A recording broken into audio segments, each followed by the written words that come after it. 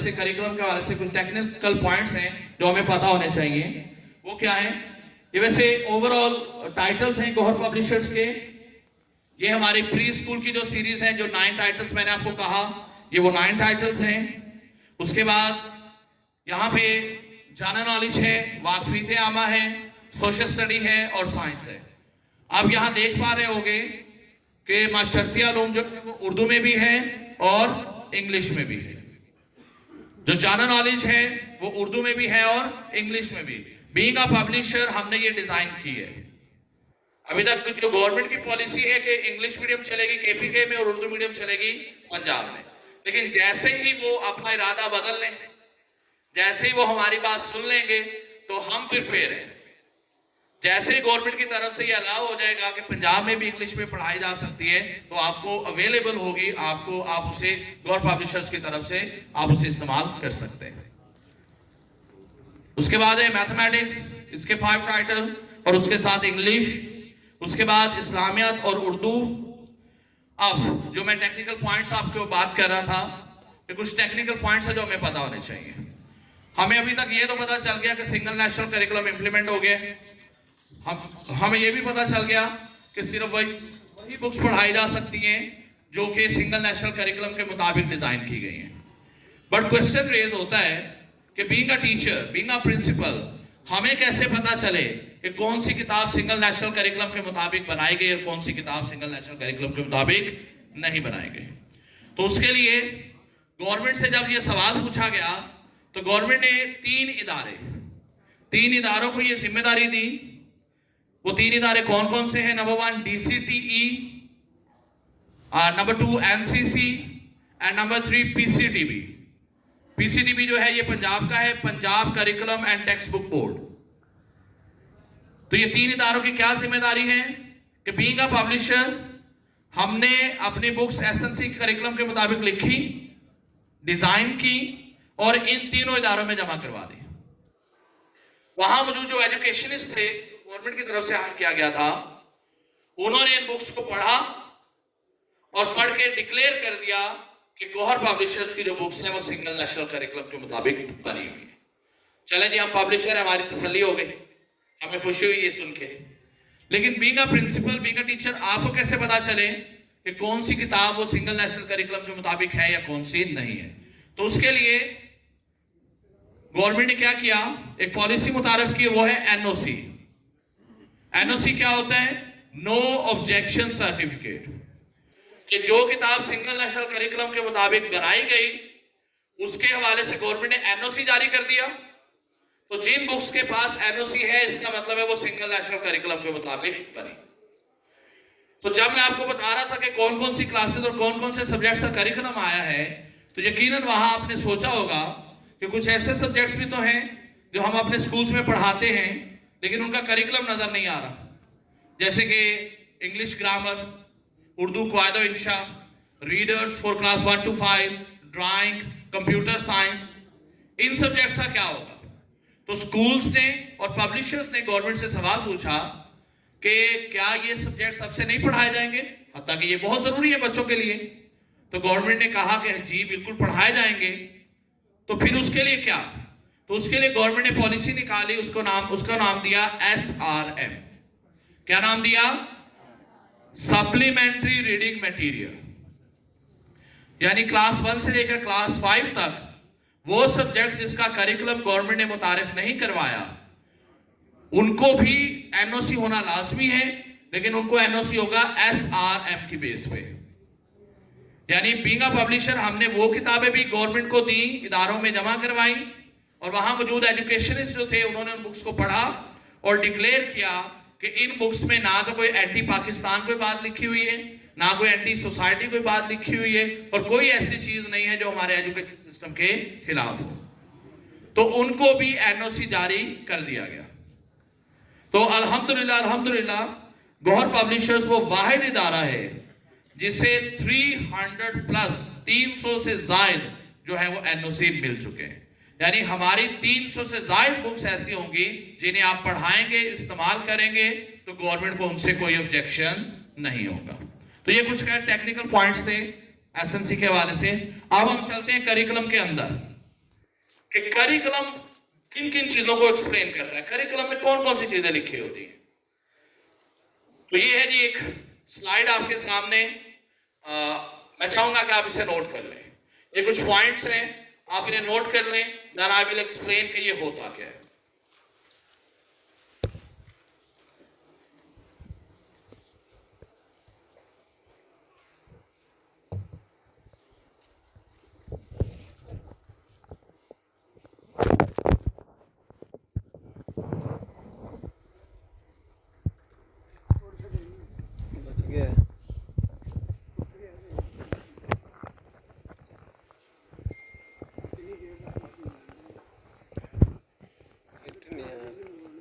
Teachers, have you done?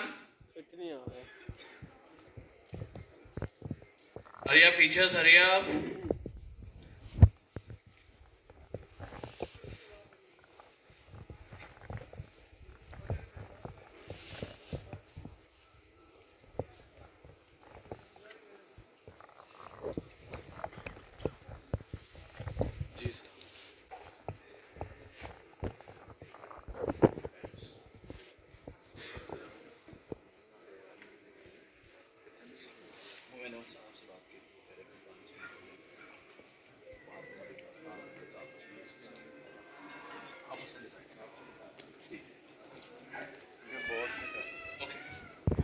तो ये कौन कौन से पॉइंट्स हैं, हम जल्दी से इसे रीड करेंगे। नंबर 1, पढ़ूं और समझूं कि इस सब्जेक्ट के मेथड्स कहां लिखे हुए हैं। मैं ढूंढूं, पढ़ूं और समझूं कि इसकी असेसमेंट कैसे करनी है। तो हम जल्दी से इसको समझेंगे कि ये पॉइंट्स क्या क्या हैं। सबसे पहले जी स्ट्रैंड्स। स्ट्रैंड्स क्या होता है? स्ट्रैंड्स हैं की लर्निंग एरियाज। की लर्निंग एरियाज के करिकुलम कहता है कि जब आप ये सब्जेक्ट पढ़ाएं तो आपने किन किन एरियाज को कवर करना है, और ये हर एक सब्जेक्ट के होते हैं और हर एक सब्जेक्ट के अलग होते हैं। जैसे कि इंग्लिश की बात करें तो इंग्लिश के 5 स्ट्रैंड्स हैं। कौन कौन से? Number 1, oral communication skills. Number 2, reading and critical thinking skills. Number 3, formal and lexical aspects of language. Number 4, writing skills. And number 5, social and ethical development. Curriculum कहता है कि टीचर्स जब आप 5वीं क्लास तक के बच्चों को इंग्लिश पढ़ाएं तो आपने इन 5 एरियाज के ऊपर काम करना है। उसके बाद मैथ के अलग है। Number 1, numbers and operations. Number 2, algebra. Number 3, geometry and measurement. And number 4, data handling. और इसी तरह साइंस के भी 4 हैं, life sciences, physical sciences, earth and space sciences and cross cutting elements. तो ये हर एक सब्जेक्ट के अलग है। इस्लामियात के 7 है, उर्दू के 9 है, वाकफियत आमा के यानी जनरल नॉलेज के 8 है। तो आपको पता होने चाहिए कि आपके सब्जेक्ट्स के स्ट्रैंड्स कितने हैं और कौन कौन से। तो उसके बाद है स्टैंडर्ड। ये स्टैंडर्ड क्या होता है? ये बेसिकली स्ट्रैंड्स जो कि की लर्निंग एरियाज हैं, उन्हीं को ही छोटे छोटे एरियाज में बदला गया है। जैसे कि इंग्लिश की अगर हम बात करें तो इंग्लिश का पहला स्टैंड था ओरल कम्युनिकेशन स्किल्स। तो ओरल कम्युनिकेशन स्किल्स को अगर हम छोटे एरियाज में बदलें तो उससे 2 पॉइंट्स निकलते हैं, 2 एरियाज निकलते हैं। कौन कौन से? ओरल कम्युनिकेशन स्किल्स में 2 स्किल्स होती हैं, एक लिसनिंग, दूसरा स्पीकिंग। तो वो एक स्टैंड के कितने स्टैंडर्ड बन गए? आवाज नहीं आई, 2 स्टैंडर्ड बन गए। तो ओवरऑल स्ट्रैंड और स्टैंडर्ड ये दोनों सेम हैं। और ये हमें क्या बताते हैं? इन दोनों चीजों में लिखा होता है कि हमने अपने स्टूडेंट्स को क्या सिखाना है। क्या लिखा होता है? कि क्या सिखाना है। और बेंचमार्क क्या होता है? बेंचमार्क बताता है कि कितना सिखाना है। बेंचमार्क क्या बताता है? कितना सिखाना है। और प्रोग्रेशन ग्रिड में क्या लिखा होता है? कि किस क्लास में कितना सिखाना है। मिसाल के तौर पे मैथ का जो पहला स्ट्रैंड है वो क्या है? मैथ का पहला स्ट्रैंड है नंबर्स एंड ऑपरेशंस।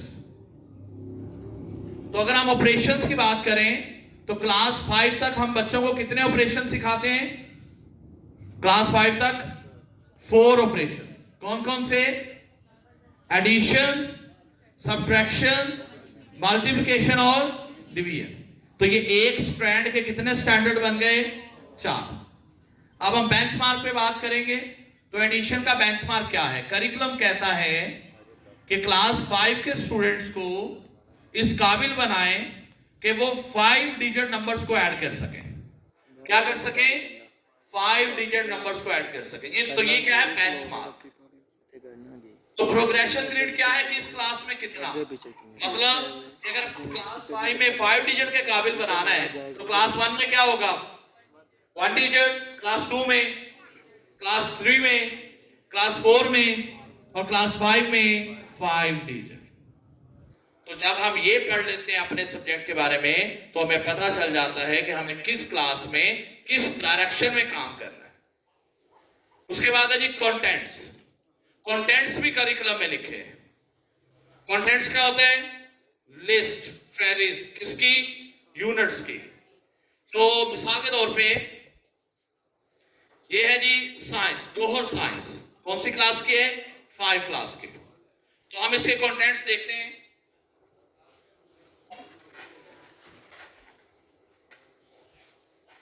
तो जब हमने इसकी कंटेंट लिस्ट देखी तो इसमें टोटल यूनिट्स हैं 10। तो फर्स्ट करें, मैं इस बुक का राइटर हूं, फर्स्ट करें मैंने ये किताब लिखी है, तो अगर कोई मुझसे पूछे कि जनाब आपने ये 10 यूनिट्स क्यों रखे, 9 क्यों नहीं रखे, 11 क्यों नहीं रखे, तो मैं उन्हें क्या जवाब दूंगा? एक करिकुलम में लिखा है कि साइंस क्लास 5 की जो साइंस है उसके 10 यूनिट्स होने चाहिए। इसका जो फर्स्ट यूनिट है उसका नाम है क्लासिफिकेशन ऑफ लिविंग थिंग्स। तो अगर कोई मुझसे पूछे कि इस यूनिट का नाम आपने क्लासिफिकेशन ऑफ लिविंग थिंग्स क्यों रखा है, तो मेरा क्या जवाब होना चाहिए? कहां लिखा है? करिकुलम।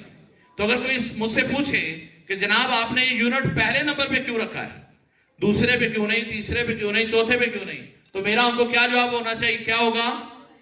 कि करिकुलम में लिखा है। लेकिन अगर कोई मुझसे पूछे कि जनाब आपने ये टॉपिक पढ़ाते हुए ये तस्वीर यहां क्यों लगाई है, तो मेरा क्या जवाब होना चाहिए? मेरी मर्जी। क्योंकि इसके बारे में करिकुलम में कोई इंस्ट्रक्शन है। करिकुलम में इंस्ट्रक्शंस है किस चीज के बारे में? 3 पॉइंट्स। यूनिट्स की तादाद, यूनिट्स के नेम और उनकी सीक्वेंस, और उन यूनिट्स को पढ़ाने के लिए जो एग्जाम्पल्स, जो पिक्चर्स, जो हमने वर्डिंग यूज करनी है, वो गौहर पब्लिशर्स के जो राइटर हैं उन्होंने रिसर्च के बाद इन चीजों को डिसाइड किया है। वो डेफिनेटली करिकुलम के इंस्ट्रक्शंस के मुताबिक, लेकिन इसके साथ उनकी तरफ से हमें अलाउ किया गया, ये इजाजत थी कि हम वर्डिंग जो है वो अपने स्कूल्स, अपने स्टूडेंट्स, अपने एरिया, इसको मद्देनजर रखते हुए यूज कर सकते हैं। क्लियर? यस और नो? ओके, नेक्स्ट हम बढ़ते हैं टॉपिक्स और सब टॉपिक्स। किस यूनिट के टॉपिक्स और सब टॉपिक्स कौन से होंगे वो भी करिकुलम में लिखा हुआ है। देन एसएलओस, एसएलओस भी करिकुलम में लिखे हुए हैं। एसएलओस क्या होते हैं? Anyone? Student learning outcomes. SLOs क्या होते हैं? Student learning outcomes. ये स्टूडेंट लर्निंग आउटकम्स क्या होते हैं? ये आसान अल्फाज में से समझिएगा, ये बेसिकली टारगेट्स होते हैं। क्या होते हैं? टारगेट्स। कुछ गोल्स होते हैं। किस चीज के हवाले से गोल्स? कि क्लास 1 के स्टूडेंट को किस काबिल होना चाहिए, वो क्लास 1 के एसएलओ होंगे। क्लास 2 के स्टूडेंट को किस काबिल होना चाहिए, वो क्लास 2 के एसएलओ होंगे। जो स्टूडेंट क्लास 2 में साइंस पढ़ेगा उसको साइंस के बारे में क्या क्या पता होना चाहिए, जो साइंस के एसएलओ होंगे। क्लास 5 में जो स्टूडेंट मैथमेटिक्स पढ़ेगा उसे मैथमेटिक्स के बारे में क्या क्या पता होना चाहिए, वो क्लास 5 के मैथ के गोल्स होंगे, यानी उसके एसएलओ होंगे। तो ये गोल्स किसके लिए होते हैं? ये टारगेट्स किसके लिए होते हैं? ये होते हैं टीचर्स के लिए। टीचर्स ने ये एसएलओ अचीव करवाने होते हैं। तो ये एसएलओ अचीव करना किसकी जिम्मेदारी है? आवाज नहीं आई? नहीं, अब तो खुद में बात आ गई तो इसलिए आवाज बिल्कुल नहीं निकलेगी। हाँ, किसकी जिम्मेदारी है? किसकी जिम्मेदारी है? अब आप सबने मिलके कहना है हमारी। किसकी जिम्मेदारी है? किसकी जिम्मेदारी है? हमारी। क्योंकि अगर एसएलओ अचीव नहीं हुए तो वो जिम्मेदारी किसके ऊपर जाएगी? टीचर्स पे। चलें, इसकी अहमियत समझ लेते हैं, यकीनन आप इस पे और ज्यादा अच्छे से काम करेंगे, नो डाउट आप ऑलरेडी भी कर रहे हैं।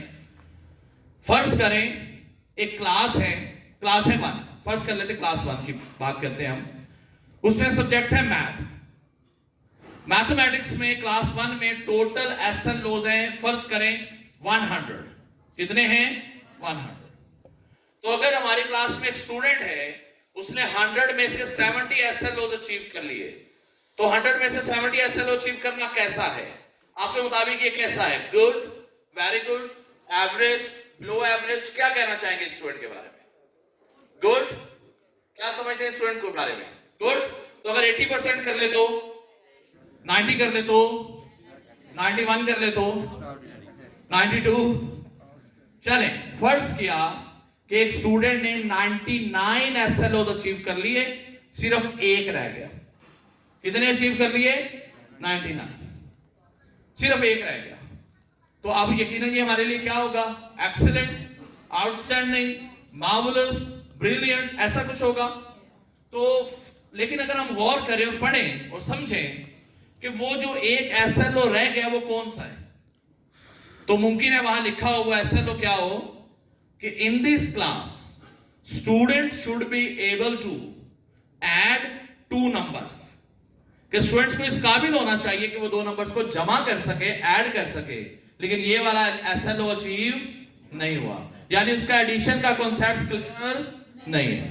अब मेरा आपसे सवाल है कि ऐसा स्टूडेंट जिसका क्लास 1 में एडिशन का कॉन्सेप्ट क्लियर ना हो, क्या वो क्लास 2 में सही से परफॉर्म कर सकेगा? यस और नो? अब मैं फिर से पूछूंगा कि 100 में से 99 एसएलओ अचीव हो गए, सिर्फ एक रह गया। तो अब ये स्टूडेंट आपके लिए क्या है? गुड, वेरी गुड, एक्सीलेंट या कुछ और? अब गुड, हल्का हल्का दिल कर रहा होगा कि इसे फेल कर दे। तो क्या कि ये है एसएलओस की इंपॉर्टेंस, कि अगर 100 एसएलओस हैं तो 100 के 100 एसएलओस अचीव होने चाहिए, खास तौर पे वो जिनका ताल्लुक अगली क्लास से है। अब बीइंग अ टीचर हमें 3 क्लासेस के एसएलओस पता होने चाहिए। एक प्रीवियस क्लास के, दूसरा करंट क्लास के, और तीसरा नेक्स्ट क्लास के, ताकि हमें पता हो स्टूडेंट क्या सीख कर आया है, क्या हमने उसे सिखाना है, और क्या वो सीखने जाएगा। अब पास करने का दौर खत्म हो गया, अब दौर है ट्रेन करने का। I have to train my student for the next class, क्योंकि अगर मैं ट्रेन किए बगैर भेजूंगा पास तो वो हो जाएगा।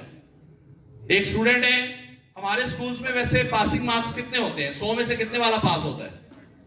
40 वाला, 40 वाला पास। चले, मोस्टली स्कूल्स में 33 और 40 ये चलता है। तो चले मान लेते हैं जी 40% वाला पास। एक स्टूडेंट ने क्लास 1 में 40% मार्क्स लिए, पास हुआ, क्लास 2 में चला गया। क्लास 2 में 40% लिए, क्लास 3 में 40%, क्लास 4, करते करते 8th क्लास में भी उसने 40% लिए और पास होके 9th क्लास में चला गया। अब ऐसे स्टूडेंट के बारे में 9th क्लास के टीचर्स पता क्या कहते हैं? अगर 9th 10th के टीचर यहाँ मौजूद है जो कि ना मेरी बात से एग्री करेंगे, वो टीचर ऐसे स्टूडेंट के बारे में कहते हैं कि भाई आपको किसने पास कर दिया, आप यहां पहुंच कैसे गए? क्योंकि उन टीचर्स को ये 9th में बैठा हुआ स्टूडेंट 5वीं का भी नहीं लग रहा होता है ऐसा, क्योंकि उसे पास किया गया है, ट्रेंड नहीं किया। समझ आ रही है? अब एक और पॉइंट, और यकीनन 9th 10th वाले टीचर मेरी बात से एग्री करेंगे कि अगर वो स्टूडेंट, मुमकिन है 9th क्लास में वो स्टूडेंट फेल हो जाए, और अगर वो स्टूडेंट फेल हो जाए तो 10 साल भी अगर हम उसे 9th क्लास रिपीट करवा दें तो वो कभी भी उस स्टूडेंट का मुकाबला नहीं कर सकता जिसके बेसिक कॉन्सेप्ट्स क्लियर है।